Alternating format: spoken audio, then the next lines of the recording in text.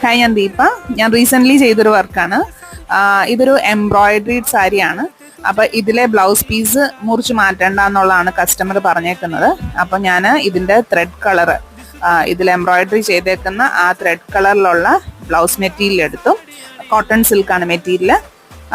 അതിൽ ഞാൻ ഈ കാണുന്ന എംബ്രോയിഡറി തന്നെ കോൺട്രാസ്റ്റ് കളറിൽ, നമുക്ക് അവൈലബിൾ ആയിട്ടുള്ള കോൺട്രാസ്റ്റ് കളർ കേട്ടോ. നമുക്കിപ്പോൾ സാരിയൊക്കെ കിട്ടുമ്പോൾ അതേ കളറിൽ നമുക്ക് എംബ്രോയിഡറി നൂല് കിട്ടുക എന്ന് പറയുന്നത് ഒരു ചലഞ്ചിങ് ടാസ്ക് ആണ്. അപ്പം നമുക്ക് അവൈലബിൾ ആയിട്ടുള്ള കോൺട്രാസ്റ്റ് ചേരുന്ന ഒരു കളർ വെച്ചിട്ട് ഞാൻ എംബ്രോയിഡറി ചെയ്തിട്ടുണ്ട് സ്ലീവിൽ.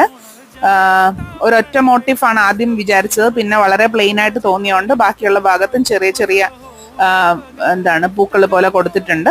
പിന്നെ ബ്ലൗസും സ്റ്റിച്ച് ചെയ്ത് ഫിനിഷ് ചെയ്തിട്ടുണ്ട്. വേസ്റ്റ് ബാൻഡ് ബ്ലൗസ് ആണ് തയ്ച്ചേക്കുന്നത്. അപ്പം നിങ്ങൾക്ക് എന്തെങ്കിലും ഡിസൈനിങ്